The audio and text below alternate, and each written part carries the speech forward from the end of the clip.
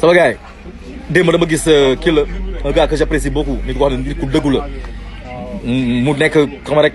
du ma ne sax pété les plombs pété les plombs loolu mooy li normal saaga fii loo xorom doyul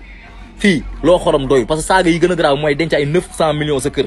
isant fil su chauffeur sàcc 360 millions liggéeyoo dara nga dem ñu bàyyi la loolu mooy saaga mënul weesu tey ji ay booy benn faux billet 2000 ñu tëj leen seen yaay di jàppante bay bëgg a dee bu gazé ñu jàpp ko ay 1000 milliards faux billets euro lépp ñu bàyyi ko en liberté saaga mënul weesu tey ji nga yor suñu 6000 milliards ñu wax indiwoo benn preuve ki jël ay kaamil di waat loolu mooy saaga yi gën a garaaw